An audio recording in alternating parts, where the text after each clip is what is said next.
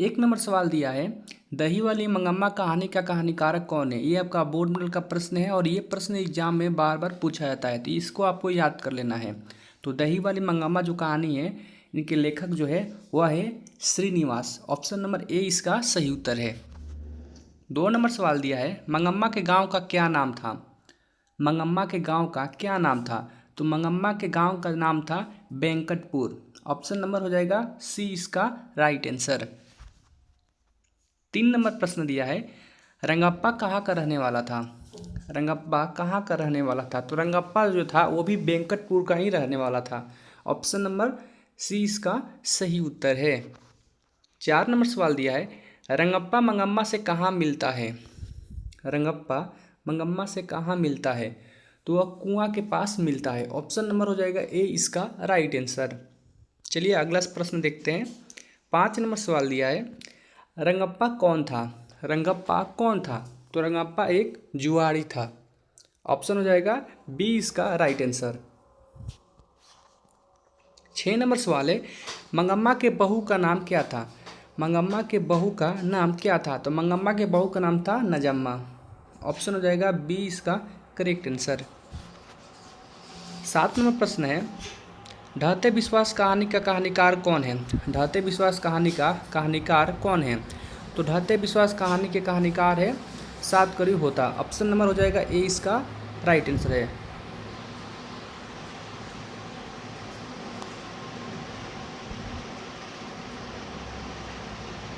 आठ नंबर सवाल दिया है, सातकर्णी होता कथाकार है।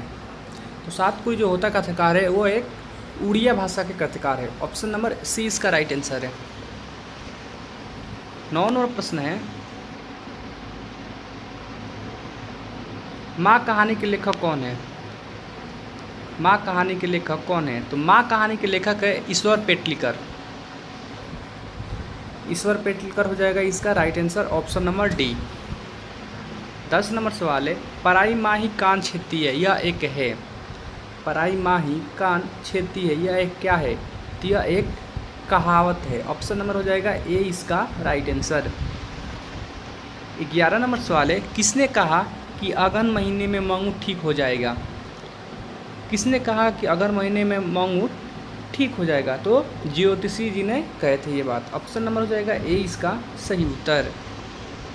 12 नंबर सवाल है, माँ कहानी किस भाषा से अनुदित कहानी है। माँ जो कहानी है वो किस भाषा से अनुदित कहानी है। तो माँ कहानी एक गुजराती कहानी है, ये आपको याद रखना है। ऑप्शन नंबर हो जाएगा ए इसका राइट आंसर।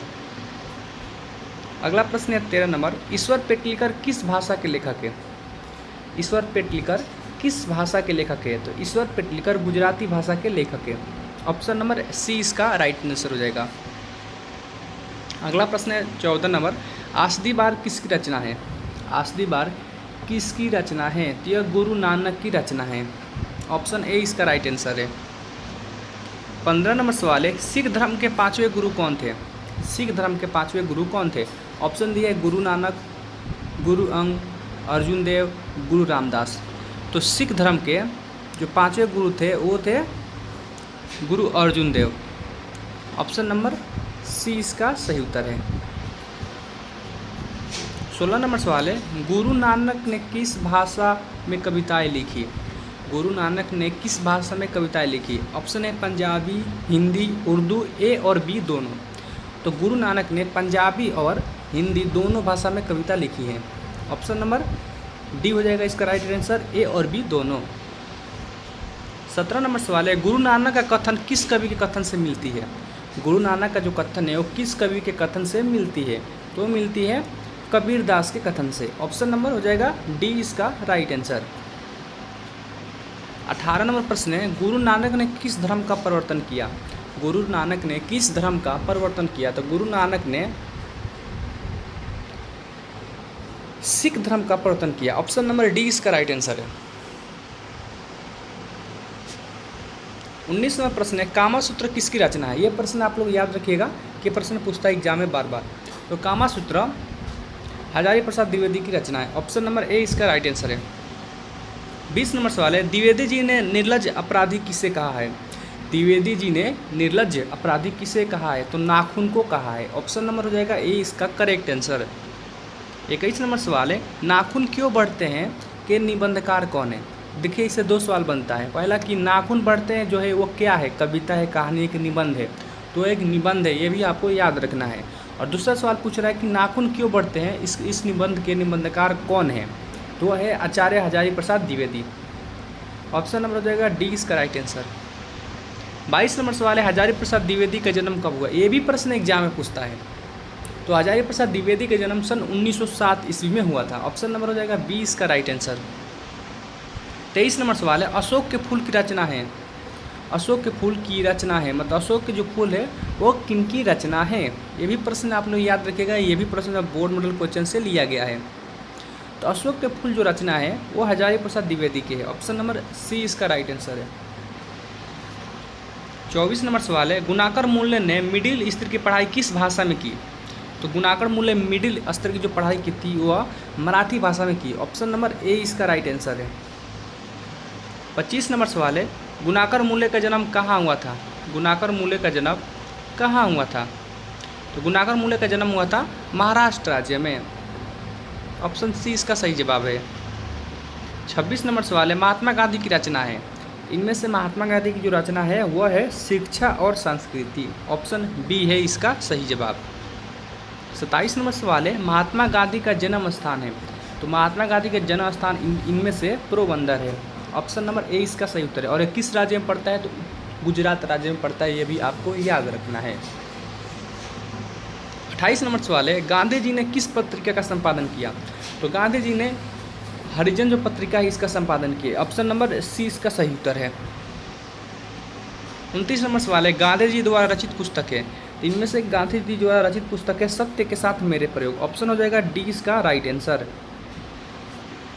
30 नंबर सवाल है, सुमित्रा नंदन पंत ने मिट्टी की प्रतिमा उदासनी किसे कहा है। सुमित्रा नंदन पंत ने मिट्टी की प्रतिमा उदासनी किसे कहा है। तो भारत माता को कहा है। ऑप्शन नंबर हो जाएगा डी इसका राइट आंसर। 31 नंबर सवाल है, भारत माता कहाँ निवास करती है। तो भारत माता गांव में निवास करती है। ऑप्शन नंबर हो जाएगा सी इसका राइट आंसर। 32 नंबर सवाल है, तप स्वयं में कौन सा समास है। तो समास भी प्रश्न एग्जाम में पूछे जाते हैं। तो तप और स्वयं में समास जो है वो है डिंगू समास। ऑप्शन नंबर ए इसका राइट आंसर है। 33 नंबर सवाल है, युगवाणी किनकी रचना है। युगवाणी किनकी रचना थी। ये सुमित्रा नंदन पंत की ही रचना है युगवाणी। ऑप्शन नंबर सी इसका सही उत्तर है। 34 नंबर सवाल है, रामधारी सिंह दिनकर किस गांव के निवासी थे। तो रामधारी सिंह दिनकर इनमें से सिमरिया बेगूसराय के निवासी थे, जो बिहार में पड़ता है। बिहार का एक जिला है बेगूसराय और बेगूसराय का एक गांव है सिमरिया, वहीं पर रामधारी सिंह दिनकर का जन्म स्थान है। तो ऑप्शन हो जाएगा डी इसका राइट आंसर। 35 नंबर सवाल है, जनतंत्र का जन्म कविता है कवि कौन है। ये भी प्रश्न एग्जाम में बार बार पूछता है। तो जनतंत्र के जन्म कविता के जो कवि है वो है रामधारी सिंह दिनकर। ये भी आपको याद रखना है। 36 नंबर सवाल है, जनतंत्र का जन्म शीर्षक कविता कवि का क्या नाम है। तो है रामधारी सिंह दिनकर। ऑप्शन हो जाएगा ए इसका राइट आंसर। ये जो सवाल था कि जनतंत्र जब कवि कौन है, तो है रामधारी सिंह दिनकर ही। 37 नंबर सवाल है, दिनकर को किस कृति के लिए ज्ञानपीठ पुरस्कार मिला। तो ज्ञानपीठ पुरस्कार मिला दिनकर को उर्वशी के लिए। 38 नंबर सवाल है, दिनकर की प्रमुख काव्य कृति कौन है। तो इनमें से रेणुका हो गया, रसवंती हो गया, कुरुक्षेत्र हो गया, यानी इनमें से सभी दिनकर के प्रमुख काव्य कृति है। ऑप्शन हो जाएगा डी इसका राइट आंसर। 39 नंबर सवाल है, दिनकर जी की रचना कौन सी है। तो इनमें से दिनकर जी की रचना है उर्वशी। ऑप्शन नंबर हो जाएगा ए इसका राइट आंसर। 40 नंबर सवाल है, मिट्टी की अबोध मूर्ति कौन है। तो मिट्टी की अबोध मूर्ति जनता है। ऑप्शन नंबर 20 का सही उत्तर है। अगर आप चैनल पे पहली बार आए हैं, चैनल को सब्सक्राइब कर ले, वीडियो को लाइक करें और शेयर करें, ताकि दूसरे विद्यार्थियों को भी हेल्प हो सके। मिलते हैं कौन वीडियो के साथ, तब तक के लिए जय हिंद, वंदे मातरम। Thanks for watching.